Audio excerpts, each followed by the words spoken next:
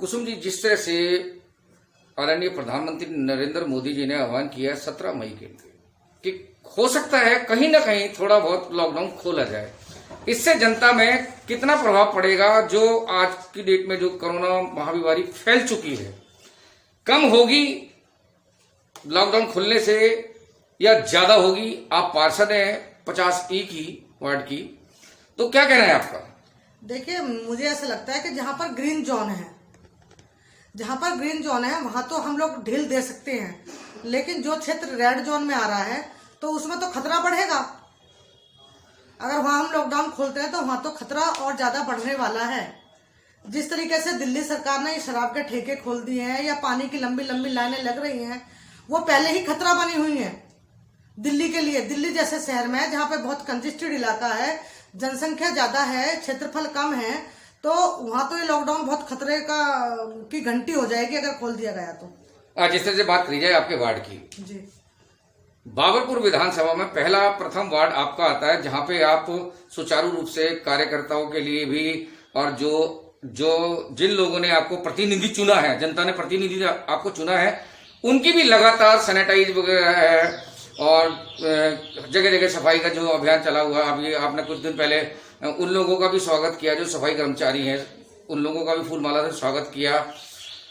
कहीं ना कहीं ऐसा लगता है जो मध्यवर्गीय परिवार है जो लॉकडाउन से जूझ रहा है, उनके लिए आपने अभी तक क्या किया है और अब तक क्या करती आ रही है? देखिए, जिस दिन से लॉकडाउन लगा है, मैं खुद अपने कर्मचारियों के साथ जाकर घर घर सैनिटाइज करा रही हूँ। उससे दो बातें सामने आती हैं। एक तो जिन लोगों ने हमको चुना है, जनता ने अपने सुख दुख के लिए हमको चुना है, और जब जनप्रतिनिधि, एक बात चाहे खुशी के समय में ना जाए, लेकिन जब जनप्रतिनिधि दुख के समय में अपने लोगों के बीच में जाते हैं तो उनका कहीं ना कहीं हौसला बढ़ता है कि हमारे जनप्रतिनिधि हमारे बीच में है। दूसरी बात, कर्मचारियों का भी हौसला बढ़ता है, क्योंकि वो भी इंसान है, वो भी बाल बच्चेदार है, उनका भी हौसला बढ़ता है कि हमारे जो पार्षद है वो हमारे साथ है, तो हम लोग कहीं ना कहीं सिक्योर हैं। दूसरी बात आई मध्यम वर्ग की। ये बात बिल्कुल सही है कि मध्यम वर्ग का जो व्यक्ति होता है वो लाइन में नहीं लग सकता है,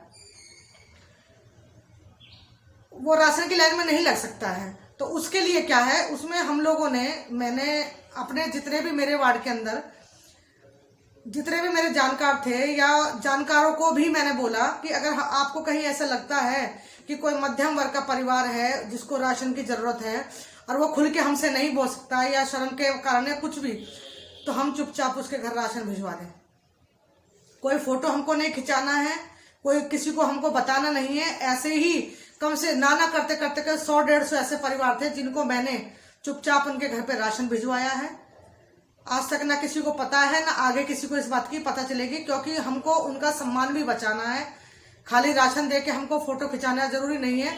कुछ काम ऐसे भी होते हैं जो बिना कहे भी करे जाते हैं। कुसुम जी, बात करी जाए दिल्ली सरकार की, जी, जिस तरह से दिल्ली सरकार ने 168 शराब के ठेके खोले, जी, लोगों को लगा जिस तरह से आज 43-44वां दिन है, लोगों को लगा जितने 40 दिन से लगातार लोग सहायता ले रहे थे कि भाई हमारे घर में राशन नहीं है, हम भूखे मर रहे हैं। जिस दिन से शराब के ठेके खुलने के बाद आज वो महामारी नजर नहीं आती, भूखे लोग नजर नहीं आते। ज्यादातर लोग देखे गए हैं ठेके पे लाइन में लगते हुए कि भाई हाँ, अब जो है हमें इस महामारी से जो है छुटकारा मिल जाएगा, हमें दारू मिल जाएगी। और सबसे ज्यादा चोरियां बढ़ चुकी हैं।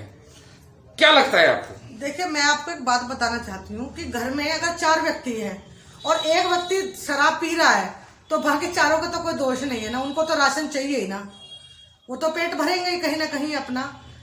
और पीने वालों के लिए तो हम क्या कह सकते हैं, अगर दिल्ली सरकार को ठेके खोलने थे तो प्राइवेट भी खोल देते फिर, क्योंकि फिर भीड़ कम होती, उससे तो रेवेन्यू और ज्यादा आ जाता। अगर दिल्ली सरकार ये सोचती है कि शराब की दुकानों से इनको रेवेन्यू आएगा या उससे ही करेंगे, तो वो प्राइवेट ठेकों भी खोल देती, फिर इतनी भीड़ नहीं लगती। और बीमारी की तो मैं आपको बता दूं कि चाहे वो शराब की लाइन में लगे हुए, चाहे वो राशन की लाइन में लगे हुए, चाहे भोजन की लाइन में लगे हैं, जहां पर सोशल डिस्टेंसिंग नहीं है वहां पर ये खतरा है ही।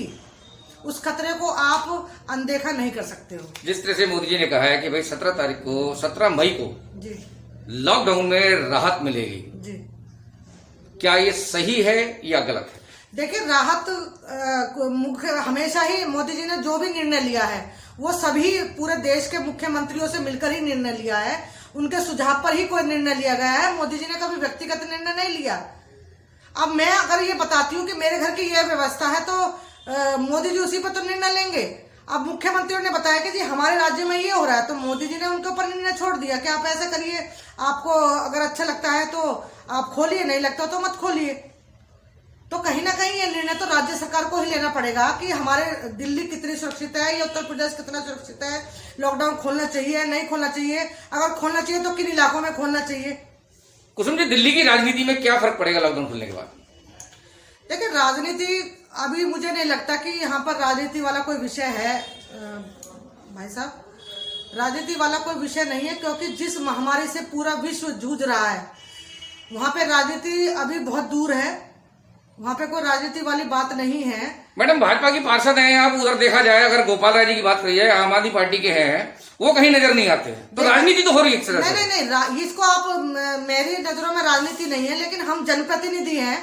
मैं भी जनप्रतिनिधि हूँ और गोपाल राय जी जनप्रतिनिधि हैं, और जनता हम जनप्रतिनिधियों को अपने सुख दुख के लिए चुनती है, तो कहीं ना कहीं उनको भी जनता के बीच में आना चाहिए और आकर देखना चाहिए कि क्या जनता को राशन या स्वास्थ्य सुविधाएं बराबर मिल रही है कि या नहीं मिल रही है।